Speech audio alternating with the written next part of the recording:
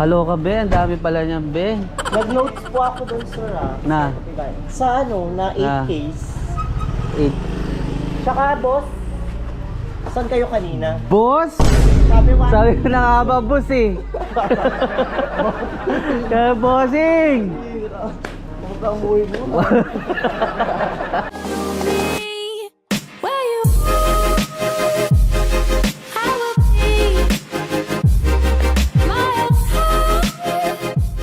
What is up to you mga kawanabis? I'm back! So for today's video mga kawanabis, obviously, babiyahe tayo kay Lala Move. Kamusta ang buhay-buhay, boss? Boss? So andito tayo ngayon sa Makati, Dusit Thani to be exact. Hinatid natin si Mrs. sa work niya. Napagalitan pa nga ako kanina. Dahil every time na hinatid ko siya, nakamotor lang kami. Sabi ko, mag-car na tayo kasi diretso biyahe na rin ako. And unfortunately, sobrang traffic kanina. Diba? So nasermonan ako. Sabi ko, mag-ano tayo eh. Motor tayo eh. But luckily, sakto dumating kami. Hindi naman sakto, mga 9 minutes before ng duty niya. So medyo critical lang kasi yung oras ng pasok ni Mrs. dahil general manager siya. Siyempre, ikaw yung general manager tapos ikaw yung late. Anyway, may booking na tayo mga kawanabis. Pick upin lang natin dito sa Makati. Ang sabi dito, ang ipapadala daw ay 4 boxes ng banana. Okay, 52 kilograms. Apat lang yan, sir? Compress mo lang po dito. Sige po. Yan, sir. Compress mo lang konti, apat lang naman yun. Pwede yung ano, sir, yung iba pwede sa loob. Sa loob mo lang. Ganyan, maliliit lang. Okay. Salamat, sir. Alright, mga kawanabis, item pickup. Ang travel time natin is 25 minutes with 8.3 kilometers. And ang bayad sa atin dito is 268 pesos. By the way, mga kawanabis, kamusta kayo nung nagdaan na bagyo? Bagyong Karina. Yung lugar namin na hindi binabaha, nagulat ako pagising ko ng umaga that time. Nagulat ako, ang taas ng tubig dun sa harap ng bahay namin. So ibig sabihin, kung binaha na kami sa harap ng bahay namin, lubog na yung ibang lugar, mga kawanabis. Ngayon, mga kawanabis, nag-usap-usap kami ni Jobber Motocoms. Instead na magbigay kami ng mga relief goods kasi sobrang dami na ng namimigay ng relief goods. Andito pa yung local government natin na tumutulong, nag-a-assist sa mga naapektuhan ng bagyo. Tapos may mga private sector pa. Then andyan din yung mga influencers, vloggers. Napag-usapan namin na might as well gumawa tayo ng isang hakbang na long term, kumbaga. So pinapalano namin mga kawanabis, since ang isa sa mga nagiging cost ng pagbaha sa atin is yung kakulangan ng mga puno, especially around Rizal, mga kawanabis, nagkakaubusan na, nalalagas na, nakakalbo na yung mga kabundukan natin. So one of our project is planting trees, mga kawanabis. And gusto ko sana isama kayo, no? Isama ko yung mga kapwa ko Lala Move drivers. At least kailangan ko ng 20 Lala Move partners. Huwag kayong mag-alala kasi I know yung oras nyo ba ma-accommodate. Halos hindi na kayo makakabiyahe nun. Sa 20 Lala Move partners na yon na ma-encourage ko na samahan ako sa content natin, sa vlog natin, para tulungan yung ating inang kalikasan. Magbibigay po ako ng 500 each na allowance. Tapos, hindi pa naman sure, pero ipupush ko din na meron din kayong gas allowance papunta doon, tsaka pabalik. No, para sulit talaga. And then may pagkain na tayo doon, huwag kayong mag-alala. I'll make sure na masarap yung magiging pagkain natin. And sa lahat ng magiging interested, mag-PM lang kayo sa akin sa Facebook page. Ngayon pala nagpapasalamat na ako. Tulong-tulong tayo. Pagtulungan natin to, mga kawanabis. Kahit maliit lang yung may aambag natin sa Mother Nature, at least may ginawa tayo, kinilusan natin. And I hope someday maging inspiration to, especially sa mga Gen Z. Isulong din nila yung pagmamahal natin sa kalikasan. Kasi tayo yung sisingilin yan eh.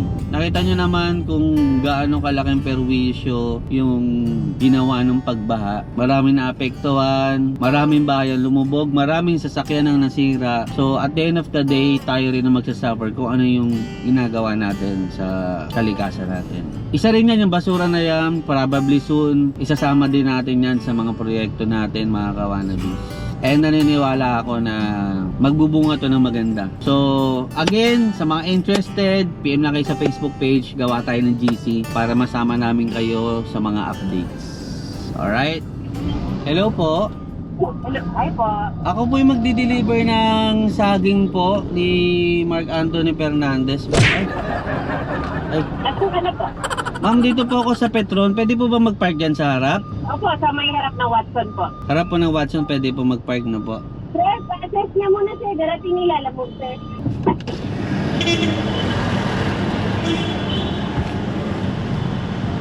Sir, meron sa likod, meron din po sa ano. Kaya nyo na, sir? Yung sa likod po, okay na po. Salamat po. Alright mga kawanabis, may second booking na tayo. Pick up lang natin 9 minutes away. Alright, let's go! The subscriber cannot be reached. Please try again later. The number you have dialed is either unattended. Hello, pa? Sa Lalamove po, sir, hindi po makontak hindi po makontak yung sa pick up location. Pagtanong niyo na lang po dyan, sir. Sir, wala pong parking dito, sir. Wala pong parking. Puro double parking po dito, tapos ongoing po yung traffic. Makakaabala po tayo. Nandiyan na po ba kayo sa 1390? Andito na po ako, saan po yung nakapin po. Kasi lang, sasabihan ko po. Nag-forward lang po ako ng konti kasi intersection po yun, sir eh. Nakabara po tayo, makakaabala tayo dun, sir. Sa gilid lang po yung sila eh. Wait lang, sige kakawagan ko ah. Opo. Wala pong parking dun. Masikip po yung Kasi naman na ano yung pag ibang lalamog pag binubuk ko. Wait lang. Alanganin yung lugar, mga kawanabis. Intersection, tapos walang maparkingan. Lahat, ayun na, naka-double parking na lahat to. Oh, pakita ko sa inyo kung ano yung sitwasyon dito. Kaya ako nababad trip, mga kawanabis.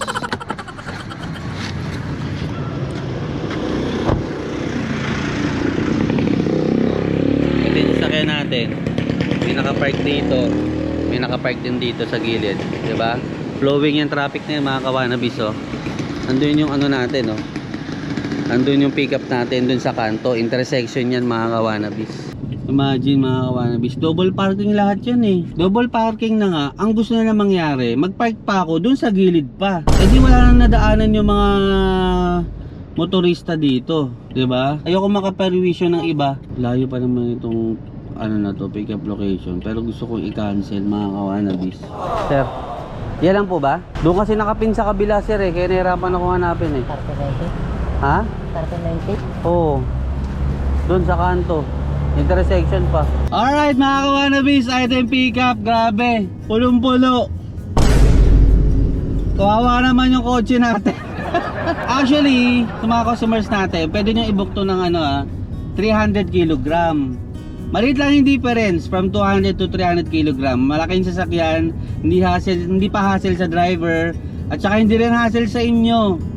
Imagine, kanina hirap na hirap siya ipasok yan. Pinagsiksikan niya.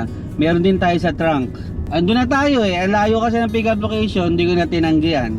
Anyway, ang travel time natin is 33 minutes with 8.7 kilometers. Ang bayad sa atin dito is 368 pesos. From Manila going to South Caloocan. So medyo malapit-lapit lang naman siya, mga kawanabis. Pambihira ka, Bex! Nakakaloka ka!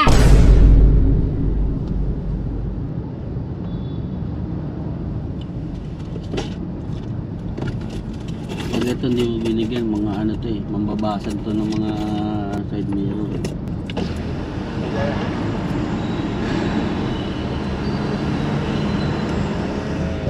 You can do better, kuya. Grabe itong isang Lalamove na to, mga kawanabis, oh. Oh, punong-puno, oh. Wala na siyang maupuan, oh. Malapit na po ako, sir. Andiyan na po kayo. May makikita po kayong bagsakan po ng chichiryahan. Andito na po ako. Ah, sige po, sige po. Thank you. Alright, mga kawanabis, andito na tayo. Halo ka, be? Ang dami pala niyan, be. Nag-notes po ako dun, sir, Na? Sa na 8 Ah. case. 8. Tsaka, boss, saan kayo kanina? Boss? Sabi mo, Sabi ko na nga ba, boss eh. Kaya bossing! Huwag ang buhay mo. Ano sabi mo kanina? 1390 sa wala pa pala kasi Hindi, pinaka-number address. Wala, pero yung pin nandun sa intersection. Baliw din kasi yung babae na ayaw. Pero eto, pwede i-book to ng 300 kg, sabihin mo sa kanila. Kasi konti lang difference eh. Sila nagsabi kasi. Na 200. Pero ang inaano ko talaga doon, ano yung 300, minsan 600. Ito ba pwesto nyo? Doon Ito, po. ito. Doon sa- Sa loob, sa loob. Okay na, boss? Salamat po, boss. Thank you, thank you. Diretso na lang kayo, boss, then left side. Left Tapos side. Diretso, ano na, pa service road na. Service hall, sige. Ay, teka lang, boss. Boss! Ikaw lang nga, sabi ko lang.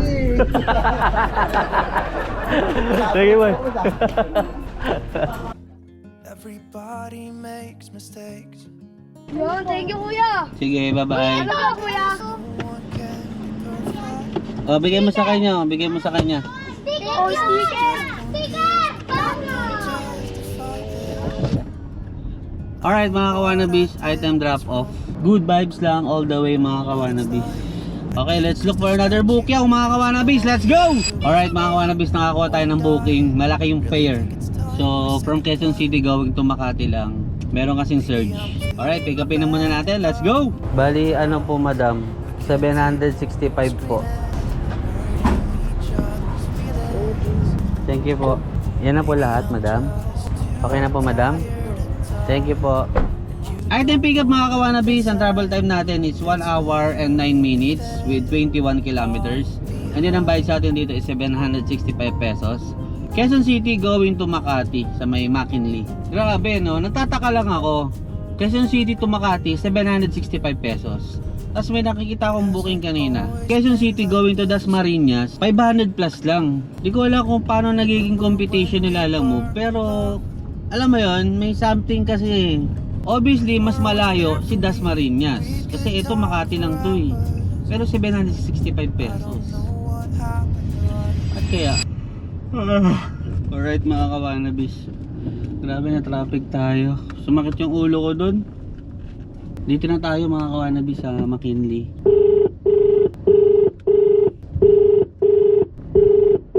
The subscriber cannot be... Yeah. Subukan nga natin pagtanong. Sir, meron kayong kilalang Bettina? Opo. May food delivery po kasi siya. Santuario de San Antonio Parish. Yun lang po. Ito na yun, Santuario de San Antonio Parish. Kasi may event doon sa taas. May event po. Thank you po. Okay. May napagtanungan akong gwardiya sa may Burolan daw. So, hindi kaya ng isang dalaan, kaya unti-untiin natin. Miss, dito ka. Dito po kayo. Kilala niyo po si Bettina. Thank you. Boss, may kilala kang Bettina up? Wala? Wala, Sa may wake daw po eh. Kaya Anong week? yun nga po, hindi po sinasagot, ma'am. Sinusubukan ko pong iklaro. May misa kasi, kaya di masagot. May misa po. Funeral mass dito. Okay. Oo, kaya ano. Misa lang naman yan. After nyan, wala na. Kaya hindi po sumasagot sa tawag. Thank you po. Sir, saan ko ba pwede muna iwan? Muna dyan. Hintayin ko na lang dito. Sir, kunin ko lang yung iba ha. Meron pa kasing kasama. Sige. Saan ka ba pumarada? Doon po sa labas po. Tayo. Oo nga sir eh. Kasi dapat dito na ako nag-entrance kanina sir eh. Kung alam ko lang sa wake siya. Sige. Thank you, boss. Kaya pala hindi sumasagot ng tawag. May misa daw pala. So, hintayin kong matapos. Paano nga kung anong oras pa sila matapos? Ang tagal ko rito. Opo. Kayo po si Ma'am Bettina?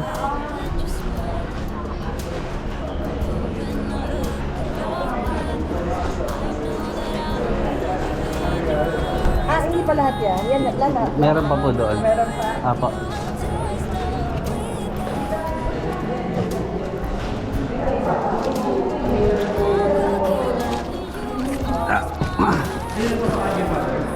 Wait lang po. Kunin ko pa po yung the rest. Pwede po pa bukas po. Thank you.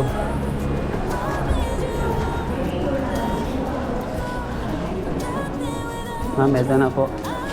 Buti nakita niyo po yung tawag ko, ma'am. Hindi ko nakita. Tinawag ako ng driver. Ay, sorry. Sorry, hindi ko talaga alam. Apo. Kasi pa kasi kami ngayon natapos. Opo. Buti na paana ka. Opo. Kaya sabi ko tayo Pero kanina pa po ito, binok ma'am, na traffic lang. Ma'am, okay na po yung bayad na po yan. Okay na? Apo, salamat po. Salamat ha. Ay, thank you po. Apo. Salamat po.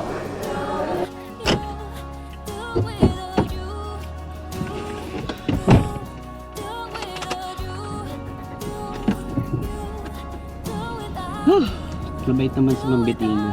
Ginitian pa niya ako tapos tinapik na pa ako dito sa braso. Alam mo, affection ba? Bossing! Thank you, bossing! Thank you, boss!